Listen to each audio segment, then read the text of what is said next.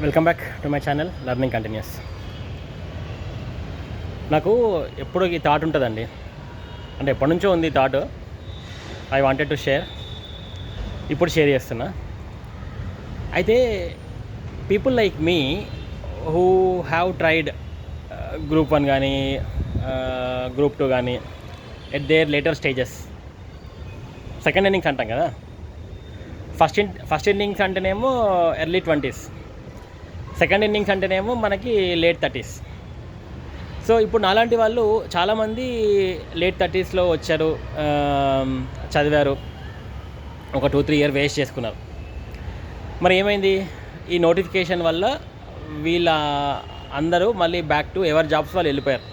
అవునా కదా? For what ever reasons, government తప్పు చేసిందా, మేము తప్పు చేసామా పక్కన పెడదాం.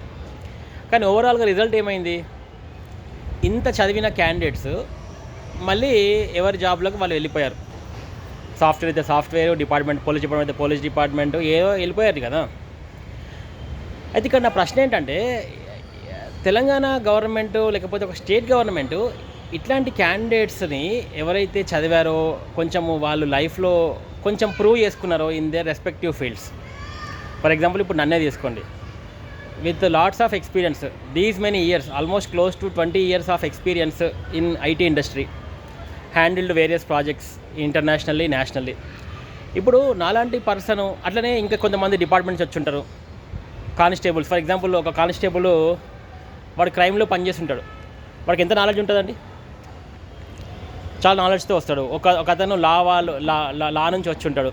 ఇట్లా చాలామంది, ఒక అతను జర్నలిజం నుంచి వచ్చి ఉంటాడు. ఇట్లా చాలా డైవర్స్ ఫీల్డ్స్ నుంచి people have come and return the group 1 and group 2 exams. అయితే నేనేమంటా అంటే, గవర్నమెంటు ఇట్లాంటి టాలెంట్ని వేస్ట్గా పోనివ్వద్దండి, వేస్ట్గా పోనివ్వద్దు. వాళ్ళకి ఒక స్పెషల్ జియో తీసుకొచ్చి ఇలాంటి రిసోర్సెస్ని ఒక 2-3 ఇయర్స్ అన్నా ఎంగేజ్ చేసుకోవాలి. ఎందుకంటే వీళ్ళ ఎక్స్పీరియన్స్ ఉపయోగపడుతుంది అండ్ వీళ్ళ సబ్జెక్ట్, రీసెంట్గా వీళ్ళు అక్వైర్ చేసుకున్న సబ్జెక్ట్. ఫర్ ఎగ్జాంపుల్ ఇప్పుడు నేను ఉన్నా, లాస్ట్ 3 సంవత్సరాలుగా లక్ష్మీకాంత్ బుక్ని ఇటు నుంచి అటు నమ్మలేసినాం. మరి అది ఎంత హెల్ప్ అవుతుందండి? ఫర్ ఎగ్జాంపుల్ ఇప్పుడు నన్ను తీసుకుపోయి డిపార్ట్మెంట్ ఐటీలో పెట్టడం, డెఫినెట్గా ఐఎమ్ యూస్ఫుల్. ఇందాక చెప్పినట్టు ఒక కానిస్టేబుల్ డిపార్ట్మెంట్లో క్రైమ్లో పనిచేసిన అతను తీసుకెళ్ళి పోలీస్ డిపార్ట్మెంట్లో ఒక మంచి పోస్ట్లో పెడితే he will be definitely useful. ఒక జర్నలిస్ట్ని తీసుకెళ్ళి ఒక మంచి పొజిషన్లో పెడితే he will be definitely useful.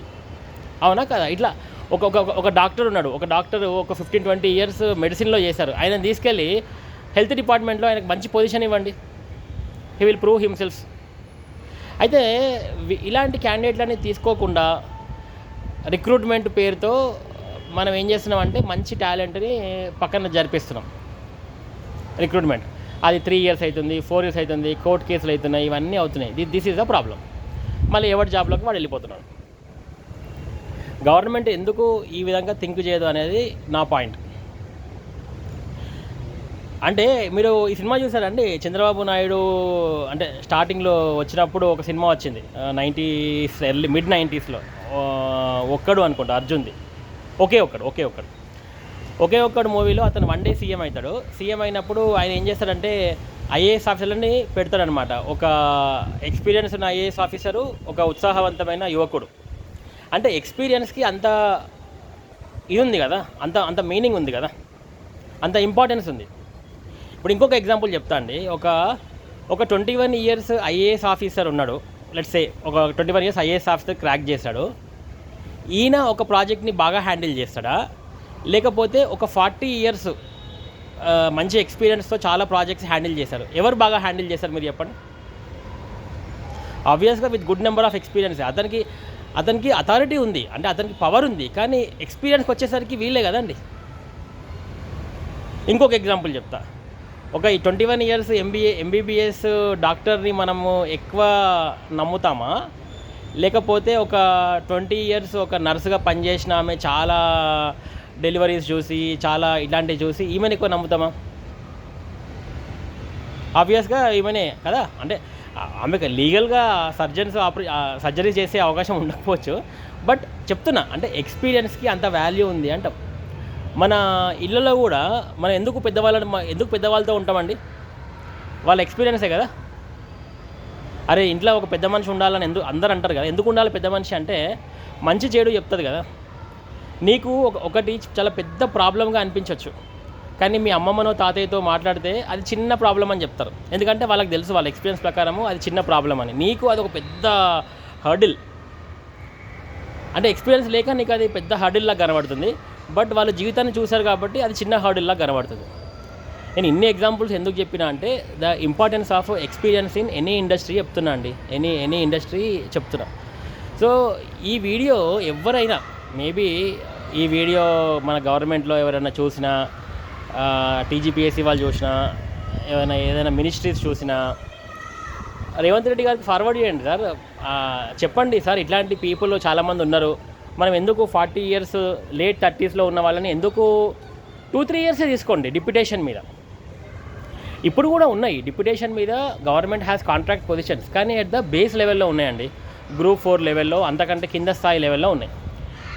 అయితే people who are coming from the different experiences, బాగా డిఫరెంట్ ఎక్స్పీరియన్స్ వచ్చిన వాళ్ళు అలాంటి పొజిషన్స్ పోవడానికి ఇష్టపడకపోవచ్చు.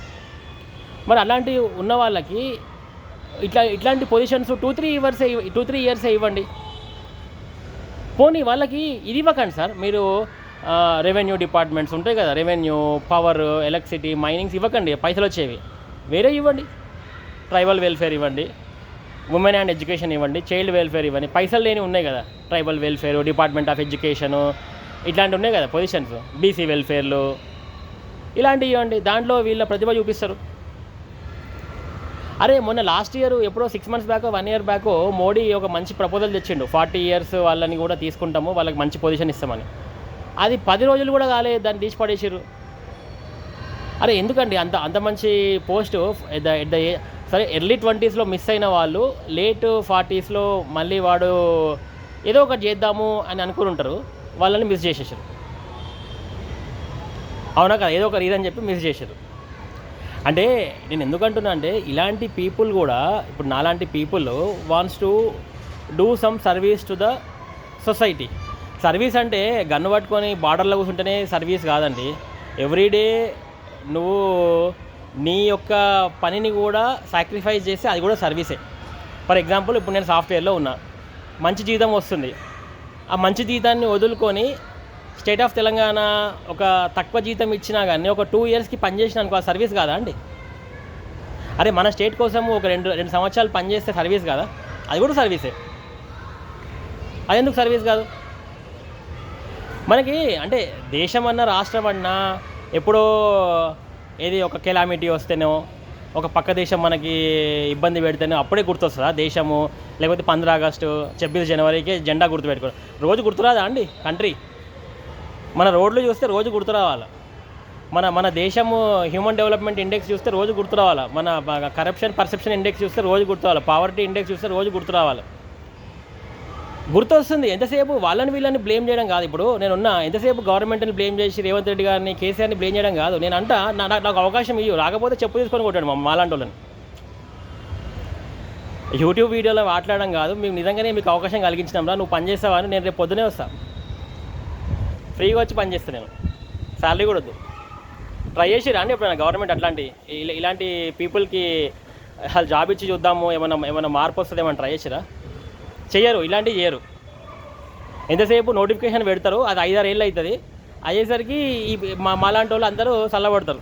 నీ అమ్మ అరే ఇది అవుతలేదు పైతలేదు అని చెప్పి మళ్ళీ back to their own jobs. అది నేను చెప్పేది. ఆలోచించండి, నేను చెప్పిన థాట్ ప్రాసెస్ ఏమి తప్ప అండి? కింద కామెంట్ చేయండి ఎవరైనా నేను చెప్పిన థాట్ ప్రాసెస్ తప్పైతే.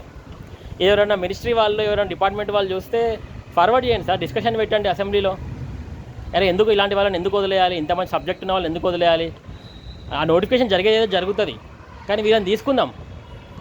ఏది నాన్ లుక్రేటివ్ దాంట్లో తీసుకోండి. నేను ఇందాక అన్నట్టు రెవెన్యూలు వద్దు, పోలీస్ డిపార్ట్మెంట్లో వద్దు, వేరే ఇంకా చాలా ఉన్నాయండి పైసలు రాని డిపార్ట్మెంట్, అందులో తీసుకోండి, మేము ప్రూవ్ చేసుకుంటాం. నాట్ బికాస్ అక్కడ ఏదో పైసలు వస్తాయని కాదు, ఏదో స్టేట్ ఆఫ్ తెలంగాణకు పనిచేద్దామని. ఎంతమందికి ఇట్లాంటి ఆలోచన ఉంటుందని? ఉండదా? ఆబ్వియస్గా ఉంటుంది. అదే అండి. So thank you very much for watching my video. ఈ థాట్ నచ్చితే కింద కామెంట్ రాయండి. అండ్ మీకు ఎవరైనా తెలిసిన వాళ్ళు ఉంటే మినిస్ట్రీస్కి ఫార్వర్డ్ చేయండి, పిఎస్ కానీ ఎవరైనా ఉంటే, so that it will reach the right people. వాళ్ళని ఆలోచిస్తారేమో చూద్దాం.